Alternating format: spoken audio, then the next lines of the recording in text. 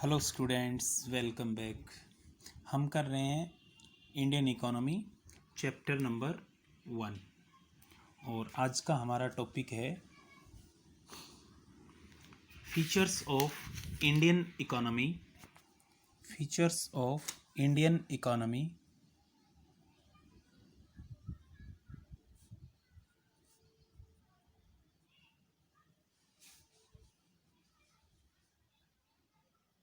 On the eve of independence.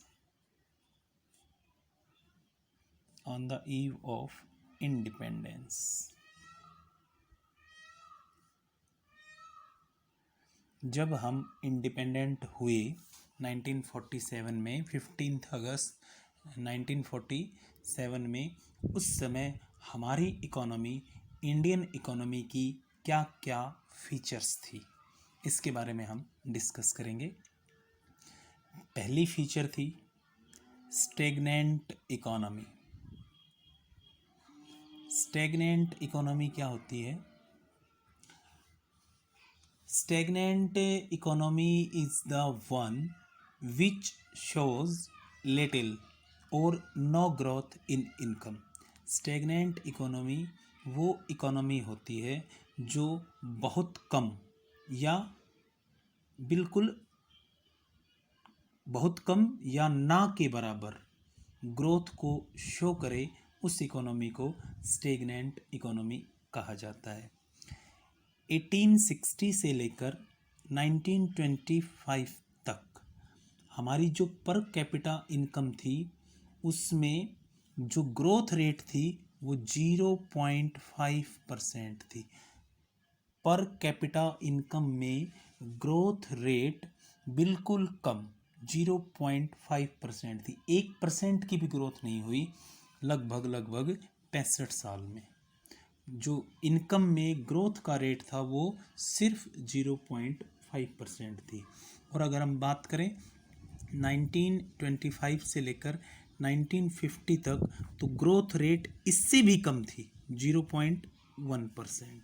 यानी कि लगभग 90 साल के पीरियड में हमारी इनकम का एवरेज जो था वो लगभग हम ये कह सकते हैं 0.3, 1% से भी कम, 0.5% से भी कम ग्रोथ रेट था पर कैपिटा इनकम में।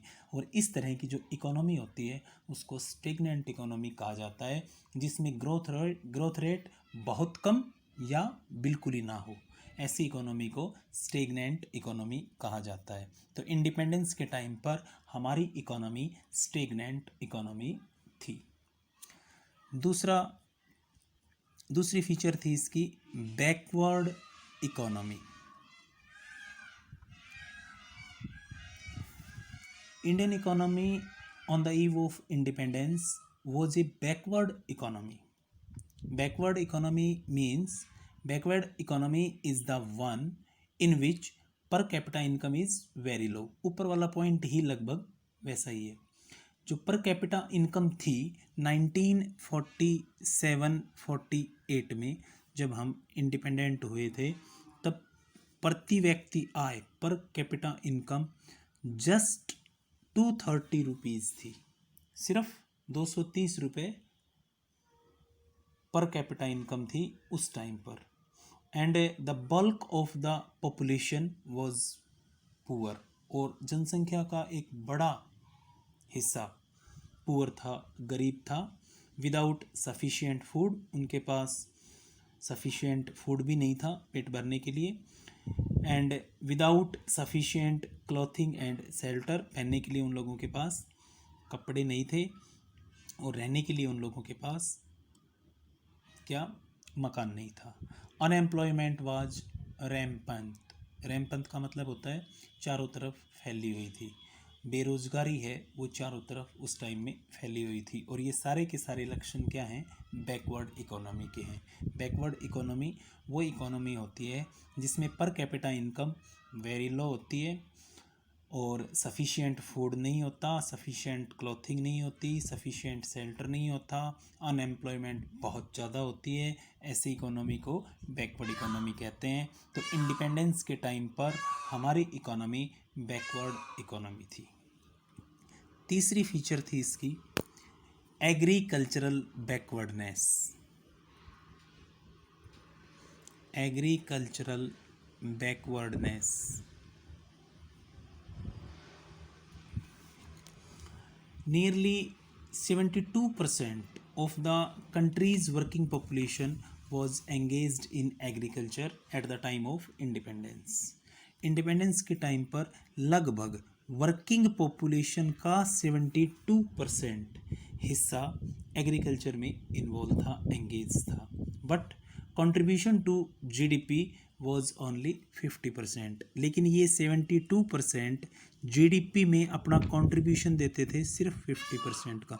जो भी जीडीपी था उसका 50% एग्रीकल्चर से आता था, जबकि वर्किंग पॉपुलेशन का 72% इसमें एंगेज था। यानी कि अगर 100 लोग हैं काम करने वाले तो 72 लोग एग्रीकल्चर में लगे हुए थे और प्रोडक्शन कर रहे थे उस जीडीपी का 50%। बचे हुए 28 लोग दूसरे एक्टिविटीज़ में लगे हुए थे, सेकेंडरी और टर्सरी सेक्टर में लगे हुए थे, और उनका जीडीपी में कंट्रीब्यूशन था 50%। तो हमारा एग्रीकल्चर उस समय बैकवर्ड था। व्हीट का पर हेक्टेयर आउटपुट 660 किलोग्राम था। प्रति हेक्टेयर व्हीट का प्रोडक्शन होता था 660 किलोग्राम, और राइस का होता था just 665 kilogram per hectare.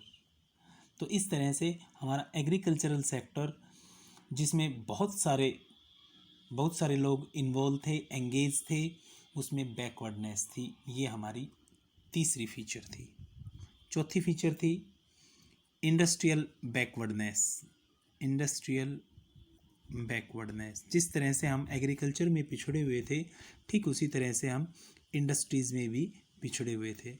Independence के टाइम पर बड़ी या हैवी इंडस्ट्रीज़ के नाम पर हमारे पास सिर्फ और सिर्फ एक ही कंपनी थी, जिसका नाम था TISCO, Tata iron and steel company. 1907 में ये एस्टेब्लिश हुई थी। TISCO, Tata iron and steel company, यही सबसे बड़ी कंपनी थी हमारे पास हैवी कंपनी में।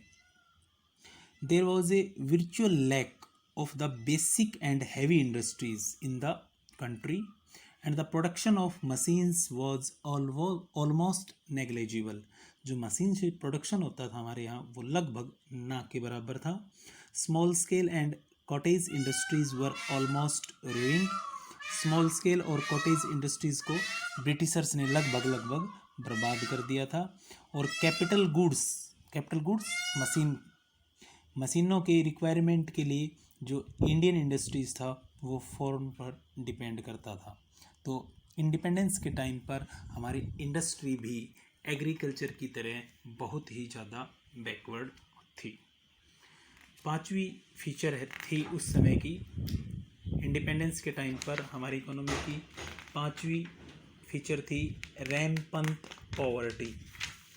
यानी कि गरीबी है वो चारों तरफ फैली हुई थी। रैम्पंट पॉवर्टी,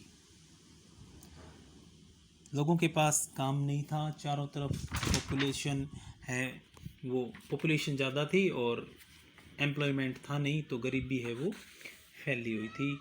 और गरीबी इतनी हद तक फैली हुई थी कि लोगों के पास रहने के लिए मकान और पहनने के लिए कपड़ा नहीं था, खाने के लिए पर्याप्त भोजन नहीं था। और ये सब अनएम्प्लॉयमेंट के कारण था, क्योंकि हमारे कंट्री में एम्प्लॉयमेंट की अपॉर्चुनिटीज़ थी ही नहीं। सिर्फ और सिर्फ प्राइमरी सेक्टर में लोग एंगेज थे, सेकेंडरी और टर्सरी सेक्टर का डेवलपमेंट नहीं हुआ था। छठी फीचर थी पुअर इंफ्रास्ट्रक्चर उस समय का बहुत ही पुअर था।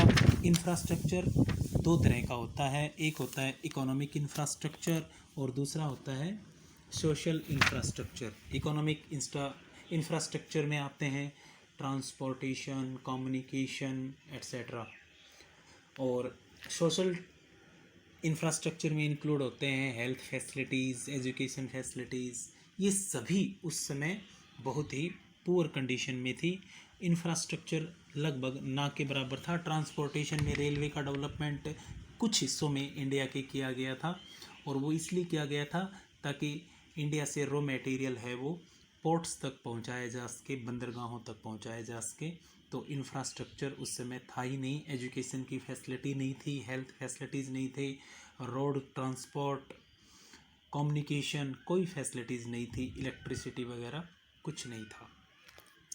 सातवीं फीचर है हैवी डिपेंडेंस ऑन इम्पोर्ट्स। हम लोग कैपिटल गुड्स के लिए इम्पोर्ट्स पर डिपेंड करते थे। हम लोग सेल्फ सफिशिएंट भी नहीं थे, हम लोगों को खाने पीने की चीज़ें भी इम्पोर्ट्स करनी पड़ती थी, तो हम इम्पोर्ट्स पर डिपेंड थे। 8th फीचर थी लिमिटेड अर्बनाइजेशन। शहरीकरण कम हुआ था, मोस्टली लोग गाँव में रहते थे।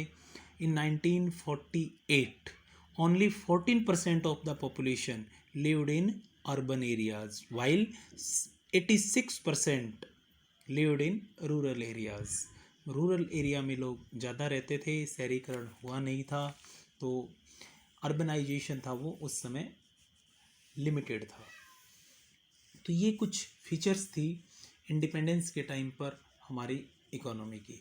स्टूडेंट्स, आप बुक का फर्स्ट चैप्टर है ये, आप उसको पढ़िए डिटेल में, क्योंकि इस बुक में छोटे छोटे क्वेश्चन बनेंगे और डाटा के बेस पे बनेंगे। जैसे इंडिपेंडेंस के टाइम पर हमारे वर्किंग पॉपुलेशन का कितना परसेंट एग्रीकल्चर में एंगेज था, तो आंसर बन गया 72। जब तक आप इसकी डिटेल स्टडी नहीं करेंगे तब तक ये चैप्टर क्लियर नहीं होंगे और आप इनको ढंग से नहीं कर पाओगे। इनके जो क्वेश्चन होंगे उनको, तो आप इनको पढ़िए और आगे के टॉपिक जो कल आने वाले हैं उनको भी आप पढ़ के रखिए ताकि वो पॉइंट्स इजीली क्लियर हो सके। Thank you.